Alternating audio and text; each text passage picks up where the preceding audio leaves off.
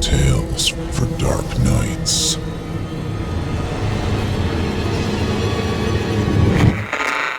Want to make sure you never miss a Chilling Tales for Dark Nights video again? Be sure to subscribe and hit that bell to turn on notifications. It's time to turn off the lights and turn on the dark. Chilling Tales for Dark Nights.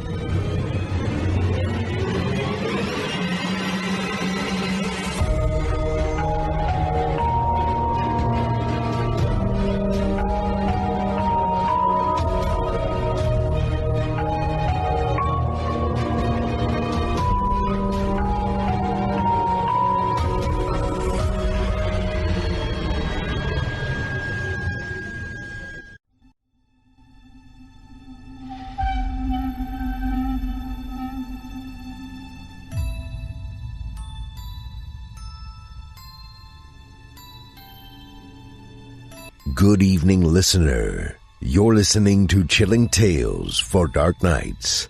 On tonight's edition, we invite you to leave behind your safe reality and descend with us into the frightening depths of the most terrifying imaginations with two audio adaptations of frightening fiction about paternal pasts and homeland horrors.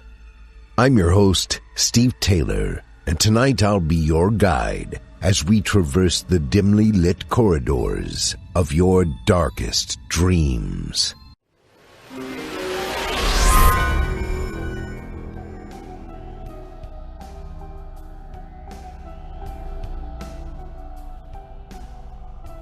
This episode of Chilling Tales for Dark Nights is brought to you by Mr. Ballin.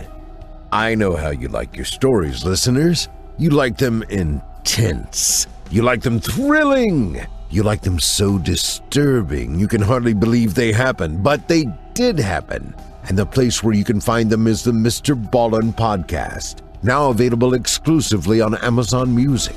In each episode, Mr. Ballin shares real-life accounts of the most disturbing stories you've ever heard. Twice a week, he'll regale you with chilling stories, cryptic mysteries, and mysterious disappearances. Mr. Ballin tells stories just the way fans of Chilling Tales for Dark Nights like, with full sound design and immersive narration. He covers a myriad of true crimes, cryptic mysteries, and real-life horror. And coming from a guy like Mr. Ballin, a Navy SEAL turned storyteller who knows horror intimately, you'll be hanging on every word. Where horror meets reality, you'll find Mr. Ballin. Prime members, listen to the Amazon Music exclusive podcast, Mr. Ballin Podcast. Strange, dark, and mysterious stories in the Amazon Music app. Download the app today.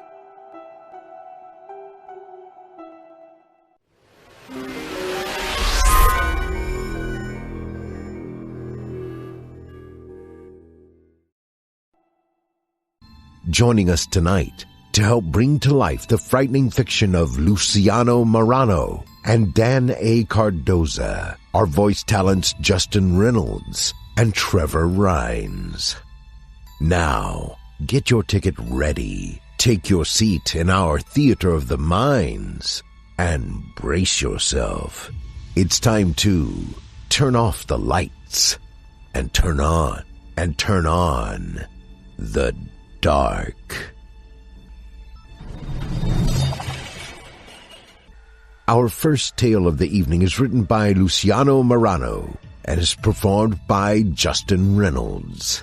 They say one thing a growing boy never forgets is the day they find out their father isn't as heroic as they think they are. Sometimes when the mighty fall, they fall hard.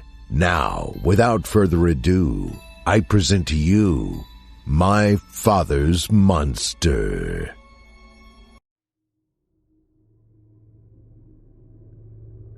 I only ever saw my father cry once. He came home from work that evening and locked up his gun belt like he always did. Then he sat on the back porch alone and proceeded to drink a case and a half of Coors while watching the sky get dark. After I'd put my little brother to sleep, and him all the time asking, "What's wrong with Dad? I went out back to look at my father. He was sitting in an old lawn chair surrounded by empties with his head in his hands, making small choking noises. Standing behind him, I thought at first he was throwing up, but when I moved a little closer, I saw that he was crying. I'd never seen him like that before, not even when Mom left. I didn't know what to do, so I turned around and went back inside. I laid awake for most of the night until eventually I heard him stumble inside. The screen door screeched and slammed shut behind him. He was asleep on the couch, still in his uniform, when we left for school the next day. My father liked his beer, but I hardly ever saw him drunk. I could always tell the few times that he did get drunk, he would talk slower and smile more. But being drunk was not a luxury he afforded himself often. He used to say that the sheriff was always on duty, especially in a small town like ours. Many times when I was a kid, I remember being woken up by the phone ringing in the middle of the night, somebody calling my father. I remember him talking on the phone, always too quiet for me to make out his words, but still hearing his voice. I would listen to him get dressed and put his boots on, then the screen door screeching as he left. Usually he would be home before too long. It was a small town and people tended to call the sheriff for every little thing. When the phone rang in the middle of the night like that, it was usually just a fight down at the All-Stars Saloon, maybe an accident out on the highway. He usually got called in for that stuff too. To see my father cry was to me a very strange thing. He always seemed so impossible to hurt. I once saw him pull a fish hook out of his own hand when my brother didn't look back before casting and accidentally hooked him. There was blood all over the place, but he just pulled it out and wrapped his hand in a rag. He told my little brother to be more careful. Once while putting up Christmas lights on our own house, he slipped and fell off the roof.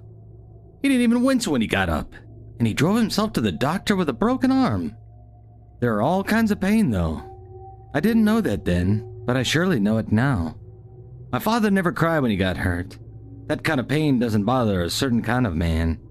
It wasn't until later that I found out what kind of pain made a man like my father cry.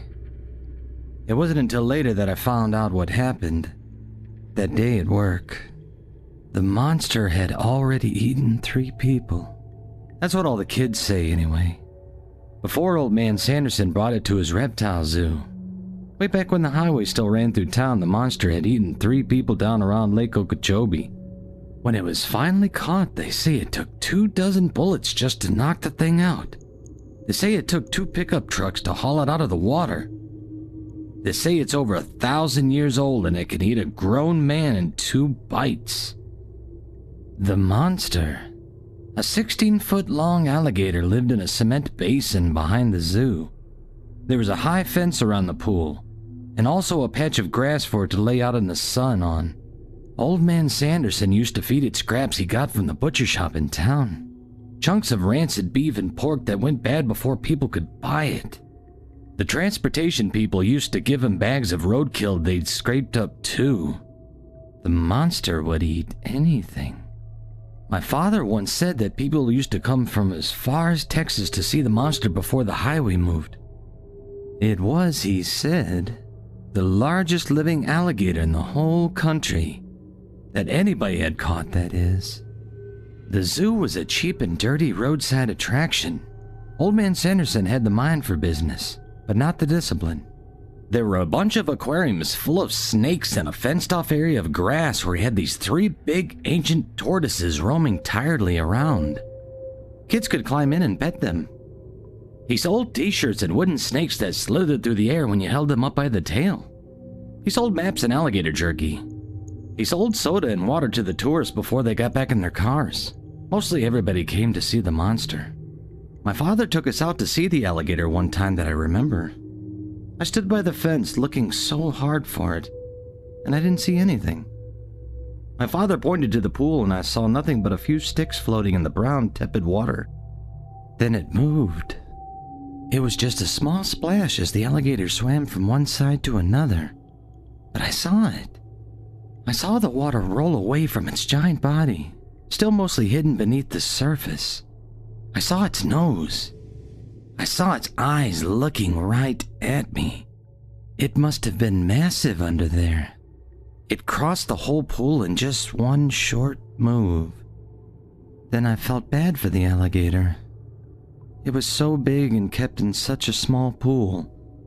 I asked my father about it later, but he said that alligators don't need lots of room like a dog does.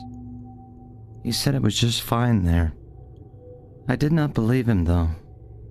I had seen its eyes and they looked sad. It was scary to me to think that I could be so close to something that big and not see it right away. It was almost like it didn't want me to see it. My brother was just a stupid little kid, and he asked Old Man Sanderson why he had to lock the gate since alligators don't have any hands.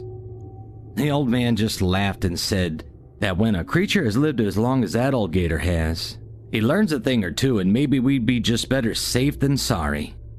I did not know the kid who got eaten. Depending on who you talk to now, he was either going to Atlanta with his parents or spending the summer with his uncle in Pensacola when he came to the zoo. The paper just said that he was 6. My father never said anything about any of it. Nobody knows for sure why the kid was at the zoo that day, and nobody seems to know how he got past the fence. Like I said, it was a cheap and dirty roadside zoo, but there was a fence. There was a gate near the back by the pool, but it was padlocked and only Old Man Sanderson had the key to get in and feed the alligator. Maybe the lock was broken. Maybe there was a hole somewhere in the rusty old fence. Maybe the monster just got right up out of the water and opened the door himself. I guess it doesn't make any difference now. It doesn't matter how many times I hear the story told and retold. What happened next is always the same. I guess that must mean it's true. They say the little boy stood there next to the pool of filthy brown water, and just for a second it looked as if the alligator might not be awake. Maybe it hasn't seen him yet. It just laid there in the water so very still, like it wasn't even breathing. Its eyes were closed, they say. The boy stood there looking at the gator for a long minute. Then he turned around as if to leave, standing there looking back toward the fence with his back to the monster. They say that he waved, but he never got to take a single step. In a split second, with a great splash, the monster had him between its teeth. The boy screamed as the teeth sank into his back and stomach. Then the beast slid back into the water, dragging him along. They both went under and everything was quiet for a really long time. I understand that alligators kill their prey with either a quick neck-snapping attack or by holding them in their vice-like jaws and drowning them as they roll over and over in the water. What I've never heard of is an alligator taking its prey hostage before. I am taken to understand that sort of behavior would be beyond the intelligence of such a creature. Still, there are things in nature that can't be explained, and maybe every creature is just as smart as it needs to be. The boy did not die right away, amazingly. The monster must have let him loose because the boy climbed out of the disgusting water onto the patch of grass behind the pool. He was choking and gasping and screaming and bleeding, and the alligator was swimming back and forth below him, making a terrible hissing sound and watching the fence, almost like it was pacing. By the time my father arrived, it had become apparent that the monster was deliberately keeping the boy trapped. When Old Man Sanderson came through the gate with his pistol, the alligator thrashed around and lunged up out of the water toward him. Getting off 2 shots before being chased back out of the gate, the old man must have realized it would not let the boy go so easily. My father had brought his large shotgun, which he carried with him as he walked alone through the unlocked gate. The gator was lying in the grass on the far side of the pool next to the boy, who some say had gone quiet at this point. My father stood on the other side of the pool and raised his gun at the monster, then paused. The monster raised its head, mouth open wide, staring right back at him. That awful hissing sound began again, like air escaping from a giant tire.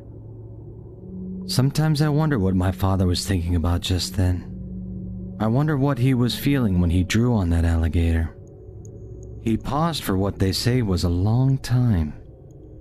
I imagine him looking into those gator eyes, the same sad eyes I saw looking at me from the dark water. I think about that and I feel scared.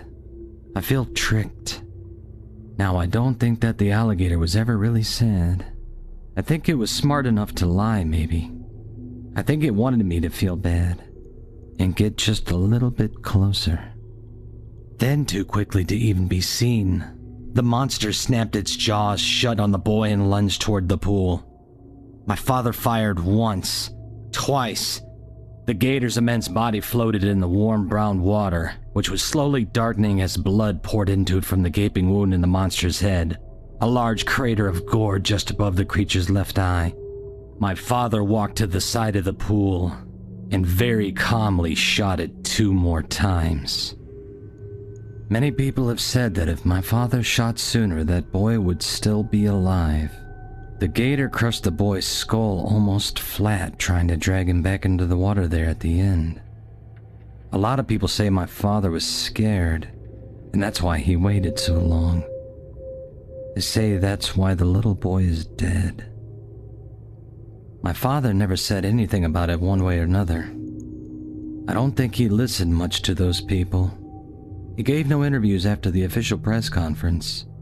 He was in all the newspapers and even on TV.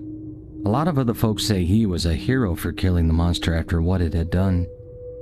I don't think he listened much to those people either, though. Old man Sanderson wanted to have the alligator stuffed so he could display it and keep the zoo open. My father would not allow it. He drained the cement basin and burned the alligator there.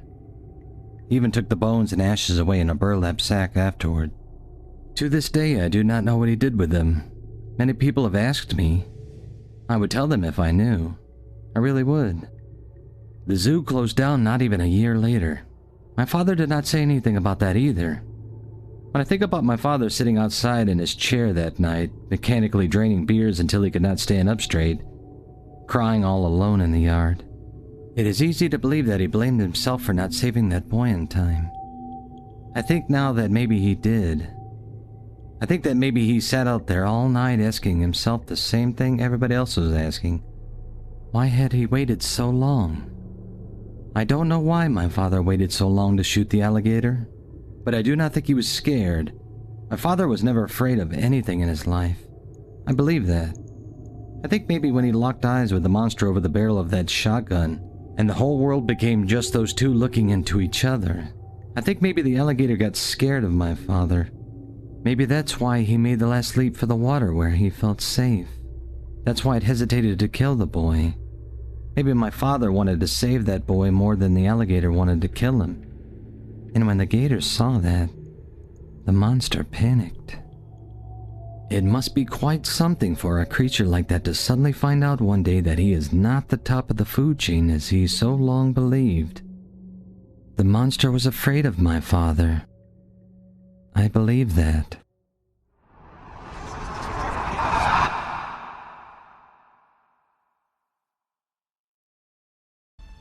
I hope you enjoyed My Father's Monster, as written by Luciano Marano and voiced by Justin Reynolds.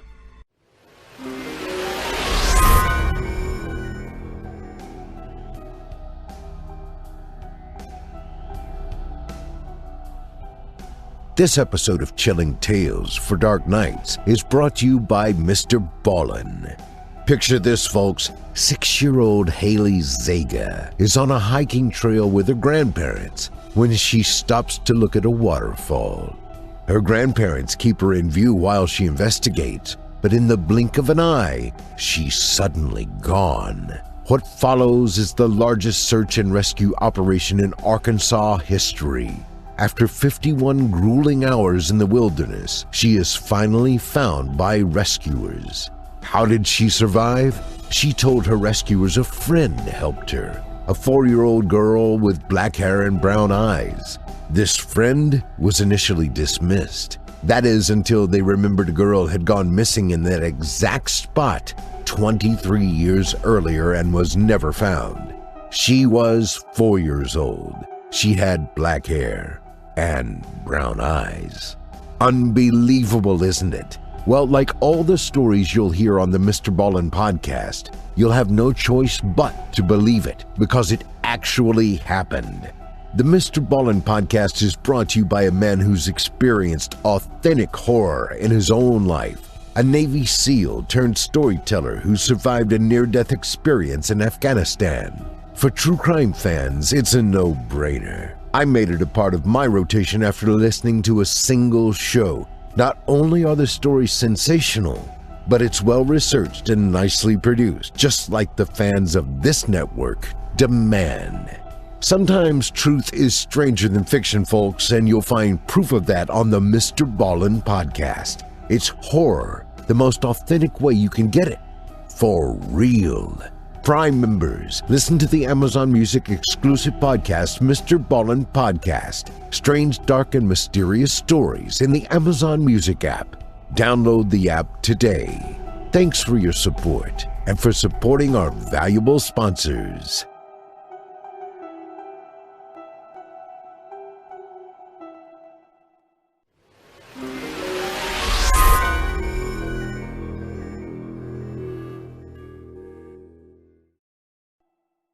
Our second tale of the evening comes to us from author Dan A. Cardoza and is performed by Trevor Rhines. This is an odd horror story with a touch of ghostly and sci-fi aspects about it. It involves a location in Nebraska that is not well known, with the exception of ghosts, shape-shifting creatures, and native folklore. Now, without further ado, I present to you Horror at Sheep's Creek, Nebraska.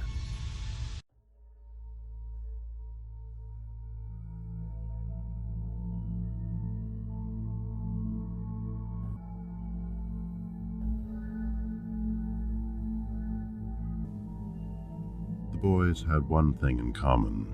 Two things if you count being overly curious. Both were troubled loners. I'd seen the trait before. They seemed more comfortable wandering the prairie or looking for trouble. Sheep's Creek is part of the Lakota territories. The territory belongs to our ancestral tribe. Sheep's Creek Formation is located here. The region of Sheep's Creek is home to this geological gold mine of digs from the Neogene period. The Neogene period included the woolly mammoth and horses the size of small cars. The land exists in western Nebraska, somewhere between here and there. Sheep's Creek has a dark reputation. People have gone missing there for years. The locals refuse to admit there's a problem. They don't want to disturb the paranormal income stream. Since perpetuity, our people have lived peacefully with the region's celestial ghosts, Wanachi. But this story is not about me, spirits, or the time-space continuum. It's about two boys. They'd visited the abandoned Johnson farmhouse on multiple occasions. What was left of the farmstead was located in the central plains of western Nebraska, near an area known as Sheep's Creek. The ghostly buildings of Sheep's Creek are located a little north of Scottsbluff, Nebraska, a region well known for sugar beets and sugar beet processing factories. Over the many storied years, most farmers found it impossible to make a living in the area. Corporate farming has taken over. Running a small farming outfit took more work and was physically demanding. Not even when drunk, no acre of geography in the region could force a smile on the face of a small farmer. Summers were hell. Winters were hell, only colder. The Johnsons packed up and left years ago. At least, that is what the locals will tell you. Charlie's father, Ebbet Abner, had slowly become one of those failed farmers. He had to supplement his meager income by working part-time at minimum wage at the local sugar beet plant, Western Sugar. Ebbet had abandoned Joy years ago, though he didn't know it then. Infertile land will do that to you. He'd taken over the rundown farm from his dead father, Ezekiel. It was a prairie tradition. Ebbet was a predictable man. Emma saw that as an anchor that was dragging her down. Emma, or Em as he called her, always appeared in his nightmares. He was so blue, he often slept with one of her empty perfume bottles under his piss-yellow pillow. Ebbett had stolen the essence container from her goodbye suitcase just before he'd taken her down to the Greyhound Depot in Scottsbluff. She was hell-bent on proving her intelligence by abandoning the entire family. She left in the winter of 2002. Rats love sugar beets.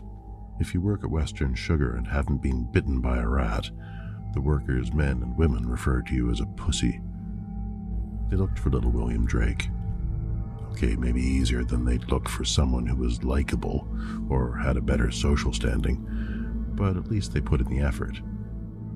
Billy's best friend, Charlie Abner, 12, refused to search back then. Charlie knew better. That winter seemed colder than ever, but it wasn't. After nearly a year, Sheep's Creek gave up on Billy. Worst, his memory was long gone and buried nearly 2 years after he disappeared. His family was destined never to celebrate one day of his life. Charlie and Billy had explored every inch of the desolate territory near Sheep's Creek.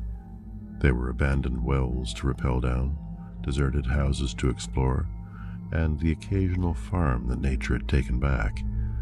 As sure as the factory's sugar beet rats gained physical stature, so had their predators. Bobcats became lions, coyotes turned into wolves, and swallows evolved into goshawks. They'd visited the old Mackenzie farmhouse on multiple occasions, Billy and Charlie. Oh, sure, a family had been butchered there back in the 19th century. All the kids in town had talked about that incessantly, but that wasn't the reason they'd loved to explore the old place. Some say Nebraska's only UFO had been spotted hovering over the fallen Mackenzie shitstorm. But that wasn't the only reason the two boys loved the imploded wooden graveyard farm. It's what they imagined lived inside the main farmhouse. Fickle Natalie Clements ignored the doctor's recommendations down at Scottsbluff Medical. She was a protective mother. "It's just in case that goddamned rat had rabies," said Dr. Vindrickson. "We better schedule your daughter for a series of required shots in Omaha, Mrs. Clements." "Hell nah, Dr. Vindrickson. From what I've heard, those shots are some painful shit. The needles are about a foot long." Facing such resistance, all the physician could do was patch up the young girl. It wasn't pretty. He had a hunch none of this would end well. Within a month, Mother Natalie wouldn't ever be fickled another day in her life again. Her daughter, Sue's lips had swollen so much that they exploded. Natalie couldn't get enough iced water down her daughter's throat. The family ordered the caretaker to keep the lid on the casket closed at the funeral. The day the girl was buried, a local preacher said some excellent words over her, and for good measure, he threw some dirt in the rocky hole. She was buried in the Sheep's Creek Presbyterian Church Cemetery. On that gray day, sadness hung in the sky like a dark gray bridge about to collapse. Reverend Sparkles never mentioned the oversized rats once. That was in 2006. Over time, Billy and Charlie learned a lot about the oversized rats. They were everywhere, but mostly at the local sugar beet factory. At Western Sugar, they mostly dined on sugar beets. Not just sugar beets, but some of the largest and sweetest sugar beets on the planet. If sugar was cocaine, those damned rats would be constantly jacked up. The rat problem was so bad at the factory that the top boss in Omaha had actually assigned the plant mechanic an additional work function. He was ordered to prioritize his work based on the number of rats that needed killing. The other workers gave him the extra title of Pyramid Head, just like the vicious killer in the popular video game Silent Hill. Pyramid loved his new work title, by the way. Mr. Pemberton was one hell of a mechanic and an even better butcher. He killed giant rats in a number of disgusting ways. Most thought of him as sadistic and that he took his extra work assignment too personally. Pyramid Head could fix anything that ticked or clanked funny, except when his heart ran out of gear oil. They'd found Pyramid Head, at least most of them, deceased under a well-greased conveyor assemblage that had frozen up. It was on a late Saturday night. His face was mostly eaten away. Somehow he'd fallen into a mess of rusty moving metal parts that tossed him around and chewed him up pretty good. Parts of him had fallen through the moving assembly, causing the entire operation to grind to a halt. Jesus, his beer belly was missing. Don't get me wrong. Mr. Pemberton, or Pyramid Head, was ugly. He had Sharpei eyelids and jumbo-sized ears. He wore his smile crooked, but that had nothing to do about how his looks had been ruined. In fact, most of his face had been removed, including his nose, ears, and lips.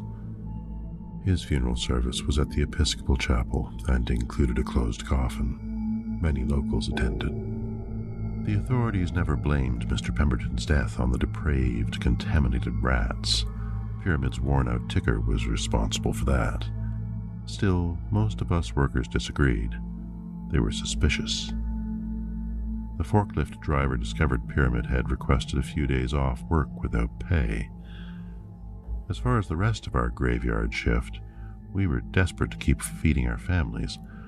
When you're hungry, you can overlook a lot of crazy shit for a steady paycheck. Rumors of celestial beings and the horrors of furry creatures blew in off the Great Plains that winter in gales. Maybe one of those crazed beavers from down off the Platte River tore him apart, just maybe. Sissy, a machine operator, smoked a lot of ganja on the night shift. It didn't take much to give her the munchies or challenge her warped imagination. Hell no, said Gus in the break room. It was a woodchuck. I've seen him that big, he said. Gus was the night shift foreman. He'd be town mayor material if Sheep's Creek had such a thing. And then there was Jensen and his 2 cents. Jensen was a gruff young man who'd spent most of his adult life in the sugar beet plant. He might have gotten the closest. After all, he had a high school diploma, even though it had only taken him around 6 years.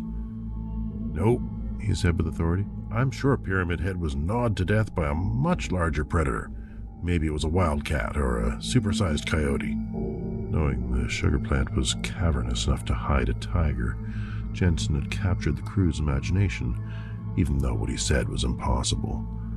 And yet, everyone kept an eye out for the different creatures going forward, including the ones with orange and black stripes. A storm of years had stacked themselves as high as snowdrifts over the desolate Sheep's Creek prairie. Charlie has been attending college. He'd returned to Sheep's Creek on Thanksgiving break. He was in his 3rd year at Wayne State. He had yet to decide on a major. Charlie was cautious, not knowing what the future held. Oh, Charlie had taken an extra week off. His father had died. It was 2018, and no one had died from COVID yet, at least nobody in Sheep's Creek. Charlie needed to tie some legal knots together before returning to school, including getting his father buried, after he'd planned on leaving the prairie town for good. Charlie's dad had been eaten alive. What remained of Ebed were bones, hollowed-out bones with most of the marrow having been sucked out. He'd been discovered by a Sheep's Creek volunteer fire department member. He'd been found about a quarter-mile south of the old Mackenzie farmstead, the well-known haunted farmhouse. It would take a few days to identify him for sure. A Scottsbluff medical examiner had to be paid to identify the body and conduct the autopsy. But the local mortician knew it was Ebed for God's sake. He recognized him by the boots that held the splintered leg bones. Ebed's boots were more holes than leather. The cause of death was listed as consumption. Most of Ebed's throat was missing, and all of his innards. Little was left in terms of flesh and meat. His calves, thighs, and ass had been consumed. Many of the bones had been cracked as if he'd been dropped out of a dark Nebraska sky. Some looked like a hickory-handle axe had chopped them. Charlie was confident the haunted Mackenzie farmhouse played a part in his father's demise. Before Charlie entered the ghostly farmhouse, he cracked open the double-barreled 12-gauge shotgun he'd retrieved from his old bedroom closet. He'd killed plenty of bad angels with the powerful gun. Charlie and his father, Ebed, had often joked about how beautiful pheasants were, all dressed up in their freckled red, green, and translucent feathered capes. "They look like angels, Pops." The words circled inside Charlie's skull like a rollerblade grudge match without a proper exit. He removed 2 buckshot shells from his canvas coat pocket, dropping his gloves in the snow. Thunk, thunk.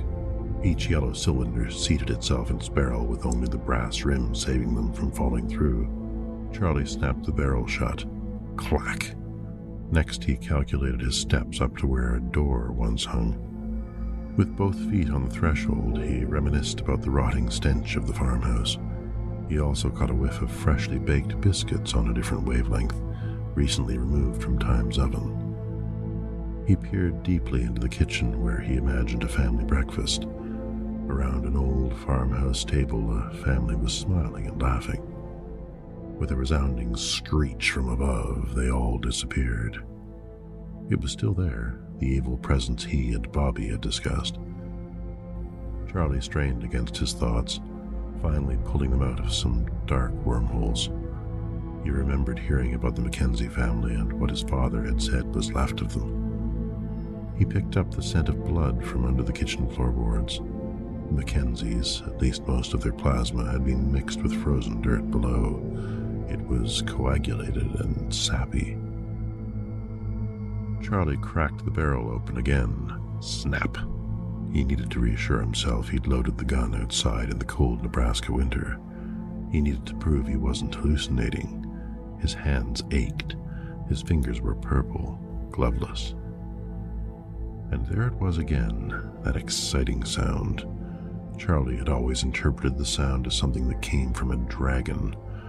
His friend Billy had heard the sound, and he'd sought out the danger on his own like a moth to a flame.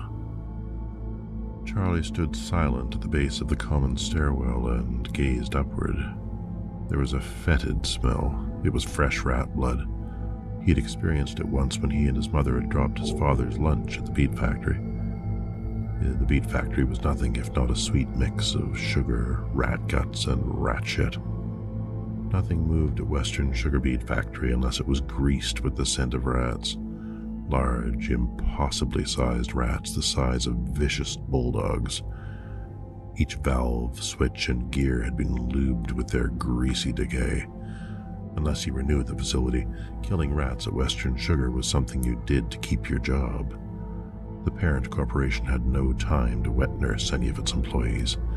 Production was life. Westerners spent more on death bait than on fake gold retirement watches. Charlie thought the sound was somehow different this late in the day, though. It was more guttural and disturbing. He licked his lips as he placed one boot over the other up the wooden steps. He wiped the nearly frozen snot from his upper lip using his nearly frostbitten hand. He felt his lips. They were numb. Charlie imagined each step a wooden drum, each step leading him closer to the hangman's gallows.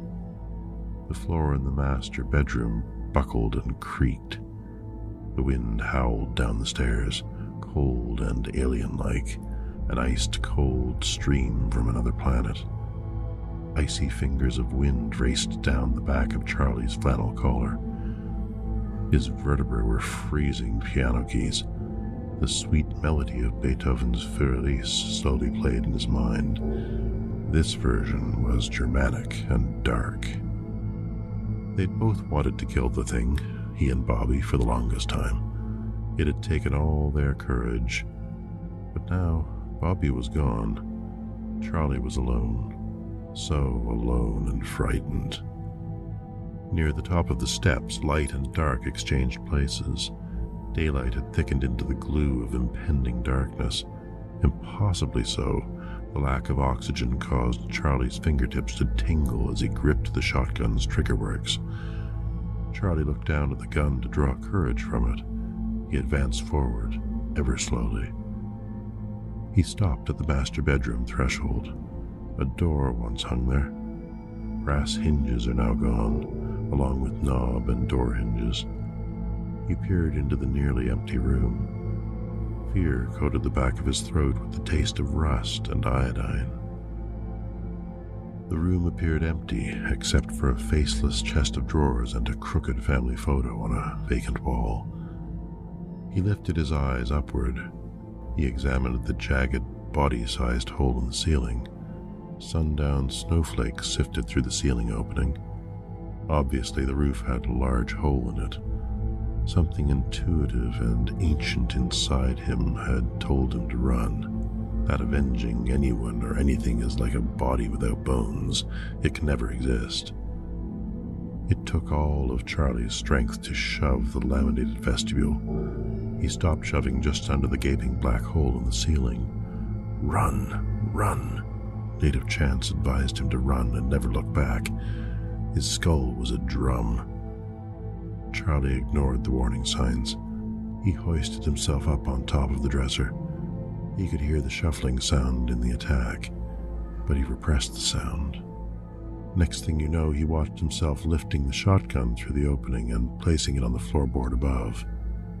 Using all his strength, he lifted himself through the slivery opening. Somehow, after sitting, he found his footing, standing with the loaded shotgun.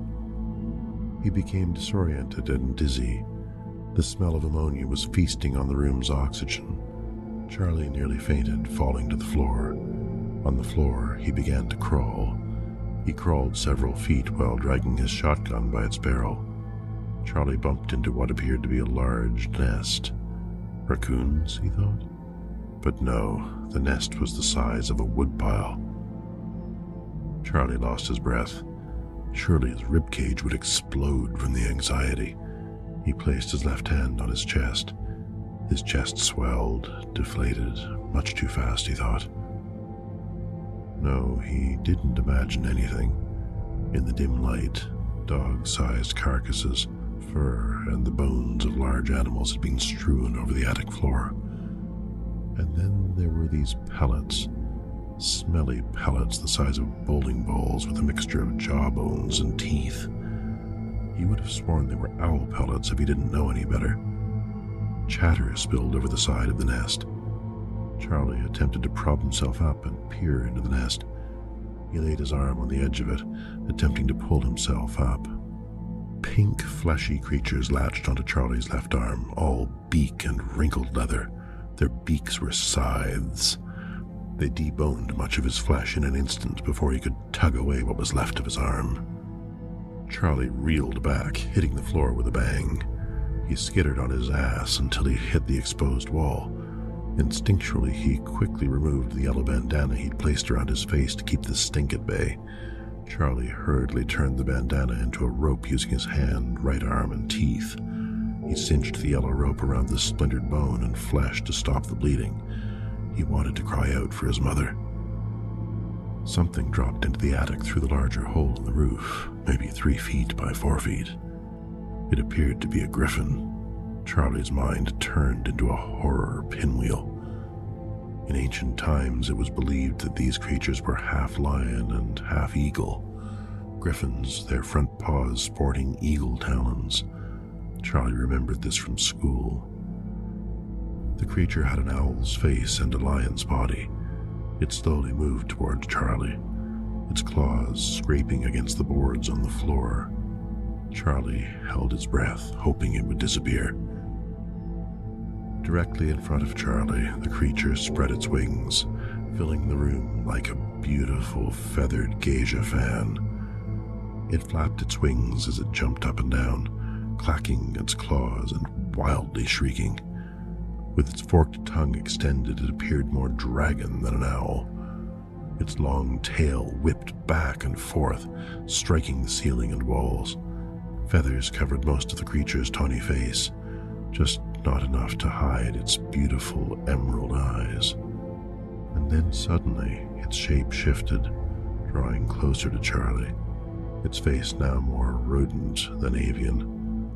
The magnificent beast was so close. Charlie could smell its fleshy snout and the decades of decay between its sharp yellow teeth.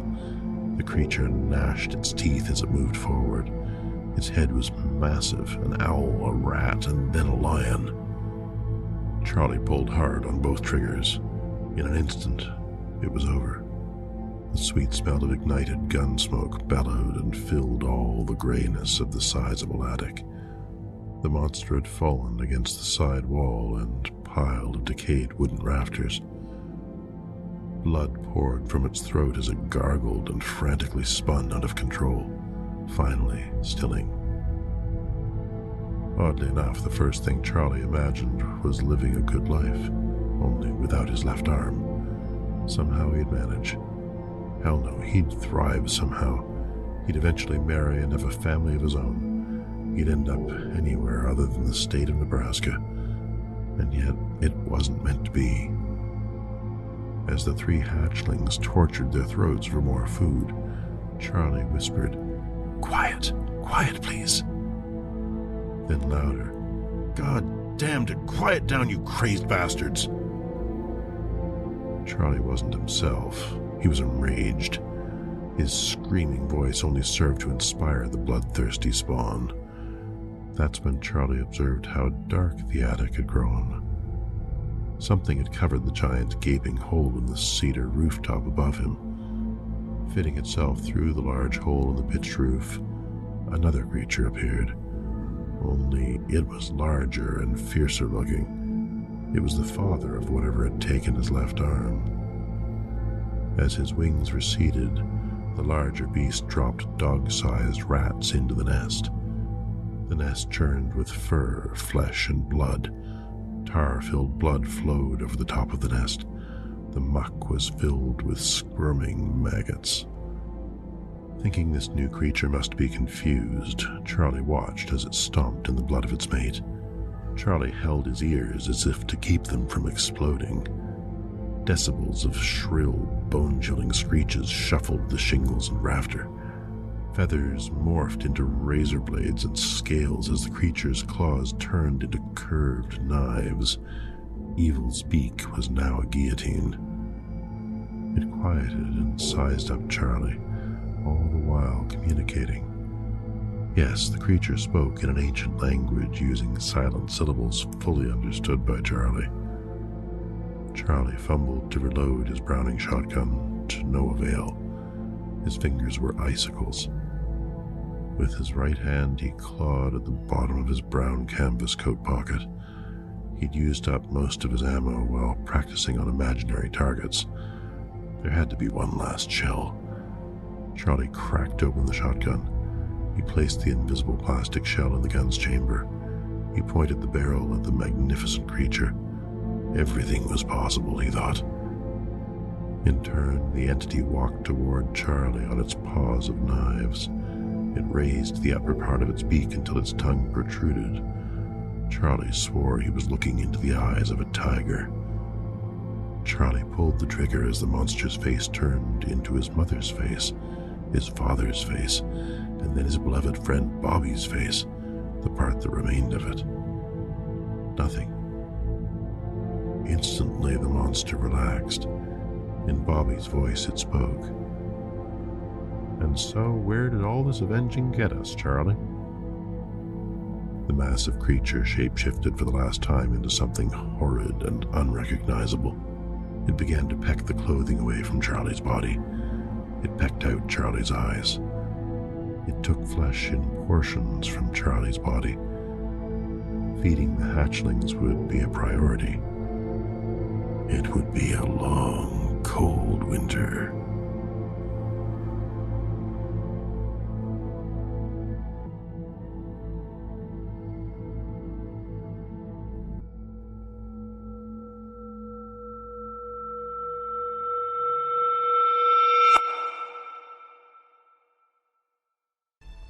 I hope you enjoyed Horror at Sheep's Creek, Nebraska, as written by Dan A. Cardoza and performed by Trevor Rhines. Trevor Rhines sounds like a dragon, like a landslide, like a force of nature, according to one Evil Idol fan. A Toronto-based voice actor since 2005, his low, rumbling voice has been heard on TV, radio, film, documentaries, audio dramas, podcasts, old-time radio play reenactments, and narrating on stage with orchestras. On that note, be sure to check out the other shows we offer on our network. We have Horror Hill, airing Thursdays for your hardcore, more brutal offerings. Drew Blood's Dark Tales airs Fridays, featuring some southern down-home horror. Fear from the Heartland airs Wednesdays. Longtime resident Otis Gyrie has a show on Sunday nights that features 2 stories on the Standard Edition, as well as 2 more which can be accessed through our patrons area. Now, our weekly descent into the depths has just about come to a close. But before we go, I'd like to take a moment to thank you for joining us for tonight, and remind you to take a moment to stop by our iTunes page and leave Chilling Tales for Dark Nights a 5-star review and a kind word. And follow us on Facebook, Twitter, and Instagram if you haven't already. And of course, subscribe to us on YouTube, where you can find an archive of our work going back to 2012. And consider signing up as a patron at our website, chillingtalesfordarknights.com, to show your support and get all of our content ad-free. I'm your host of the evening, Steve Taylor, and it's been a pleasure. Tune in again next week when we once again turn off the lights and turn on the dark. Sweet dreams, listener. Sweet dreams.